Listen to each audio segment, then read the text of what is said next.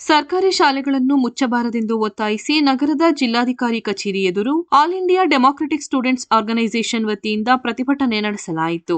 ವಿದ್ಯಾರ್ಥಿಗಳು, ಸಂಘಟನೆ ಪ್ರಮುಖರು ಪ್ರತಿಭಟನೆಯಲ್ಲಿ ಪಾಲ್ಗೊಂಡು ಬೇಡಿಕೆ ಮುಂದಿಟ್ಟು ಜಿಲ್ಲಾಧಿಕಾರಿ ವೆಂಕಟರಾಜ ಅವರಿಗೆ ಮನವಿ ಪತ್ರ ಸಲ್ಲಿಸಿದರು. ರಾಜ್ಯ ಸರ್ಕಾರ 7,000 ಕರ್ನಾಟಕ ಪಬ್ಲಿಕ್ ಶಾಲೆಯನ್ನು ಆರಂಭಿಸಲು ಮುಂದಾಗಿದೆ.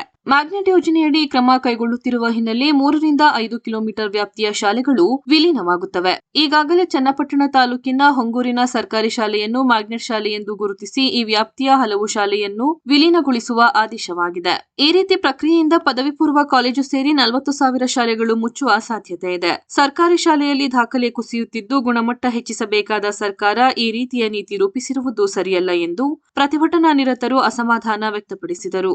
ಸರ್ಕಾರಿ ಶಾಲೆಯಲ್ಲಿ ಮೂಲಭೂತ ಸೌಲಭ್ಯ ಕಲ್ಪಿಸಬೇಕು, ಅಗತ್ಯ ಶಿಕ್ಷಕರನ್ನು ನೇಮಿಸಬೇಕು, ಶಾಲಾ ನಿರ್ವಹಣೆಯನ್ನು ಹೊರಗುತ್ತಿಗೆಗೆ ನೀಡಬಾರದೆಂದು ಆಗ್ರಹಿಸಿದರು. ಪ್ರತಿಭಟನೆಯಲ್ಲಿ ಅಖಿಲ ಭಾರತ ಶಿಕ್ಷಣ ಉಳಿಸಿ ಹೋರಾಟ ಸಮಿತಿ ಸದಸ್ಯ ರಾಜಶೇಖರ್, ಸಂಘಟನೆಯ ರಾಜ್ಯ ಕಾರ್ಯದರ್ಶಿ ಸುಭಾಷ್ ಬೆಟ್ಟದಕುಪ್ಪ, ಜಿಲ್ಲಾ ಸಹ ಸಂಚಾಲಕಿ ಬಿಆರ್ ಸ್ವಾತಿ, ಅಂಜಲಿ ಸೇರಿದಂತೆ ಇನ್ನಿತರರು ಉಪಸ್ಥಿತರಿದ್ದರು.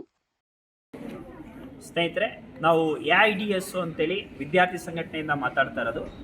ಇಡೀ ರಾಜ್ಯದಾದ್ಯಂತ ಇವತ್ತು ರಾಜ್ಯ ಸರ್ಕಾರ KPS ಮ್ಯಾಗ್ನೆಟ್ ಅನ್ನೋ ಹೆಸರಲ್ಲಿ ಇವತ್ತು 40,000ಕ್ಕೂ ಹೆಚ್ಚಿಗೆ ಸರ್ಕಾರಿ ಶಾಲೆಗಳನ್ನ ಮುಚ್ತೀವಿ ಅಂತ ಹೇಳ್ತಾ ಇದ್ದಾರೆ.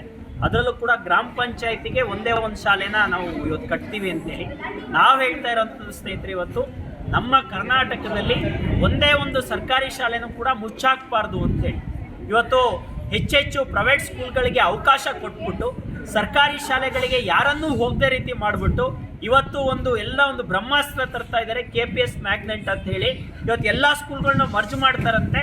ಮರ್ಜ್ ಮಾಡಿ ಇನ್ನಷ್ಟು ಪ್ರೈವೇಟ್ ಅವರಿಗೆ ಅವಕಾಶ ಮಾಡಿಕೊಡೋದಕ್ಕೆ ಇವರು ಕೆಲಸ ಮಾಡ್ತಾ ಇದ್ದಾರೆ. ಅದಲ್ಲದೆ ಏಷ್ಯನ್ ಡೆವಲಪ್ಮೆಂಟ್ ಬ್ಯಾಂಕ್ ಹೆಸರಲ್ಲಿ ಹೋಗಿ ಇವತ್ತು ಭಿಕ್ಷೆ ಬೇಡ್ತಾ ಇದ್ದಾರೆ. 2,500 ಕೋಟಿ ರೂಪಾಯಿ ಸಾಲ ತಗೊಂಡಿದ್ದಾರೆ. ನಾವು ಇವತ್ತು ರಾಜ್ಯ ಸರ್ಕಾರ ಕೇಳೋವಂಥದ್ದು, ನಾವು ಕಟ್ಟೋಂಥ ತೆರಿಗೆ ದುಡ್ಡು ನಿಮ್ಮ ಹತ್ರ ಇಲ್ವಾ? ಇವತ್ತು ನೀವು ತೆರಿಗೆ ದುಡ್ಡಲ್ಲಿ ಶಿಕ್ಷಣಕ್ಕೆ, ಆರೋಗ್ಯಕ್ಕೆ ಕೊಡಿ. ಅದನ್ನು ಬಿಟ್ಬಿಟ್ಟು ಇವತ್ತು ಯಾಕೆ ಲೋನ್ ಮಾಡ್ತೀರಾ ಇವತ್ತು ನೀವು ಅಂತ ಹೇಳಿ. ಅದಲ್ಲದೆ ಸ್ನೇಹಿತರೆ, 80-100 ಮಕ್ಕಳಿರುವಂಥ ಶಾಲೆಗಳಿಗೆ ಇವತ್ತು ನೋಟಿಫಿಕೇಶನ್ ಕೊಟ್ಟಿದ್ದಾರೆ. ಈ ಶಿಕ್ಷಣ ಸಚಿವರು ತಲೆಹರಟೆ ಮಾಡ್ತಿದ್ದಾರೆ ಅಂತ ಹೇಳ್ತಿದ್ದಾರೆ. ನಾವು ಹೇಳ್ತಾ ಇದ್ದೀವಿ, ಅವ್ರು ತಲೆಹರಟೆ ಮಾಡ್ತಾ ಇದ್ದಾರೆ. ಬಡವ್ರ ಮಕ್ಕಳು, ರೈತರ ಮಕ್ಕಳು, ಕಾರ್ಮಿಕರ ಮಕ್ಕಳನ್ನ ಶಿಕ್ಷಣವನ್ನು ಕಸಿದುಕೊಳ್ತಾ ಇದ್ದಾರೆ ಅಂತೇಳಿ ಇದಕ್ಕೆ AIDSO ವಿದ್ಯಾರ್ಥಿ ಸಂಘಟನೆ ವಿರೋಧ ಇದೆ. ಹಾಗೆಯೇ ಇದನ್ನು ಇಡೀ ರಾಜ್ಯದಾದ್ಯಂತ ನಾವು ಹೋರಾಟ ಮಾಡ್ತೀವಿ ಸರ್. ನಿಮ್ಮ ನೇಮ್ ಸರ್? ಸುಭಾಷ್, AIDSO ರಾಜ್ಯ ಖಜಾಂಚಿ.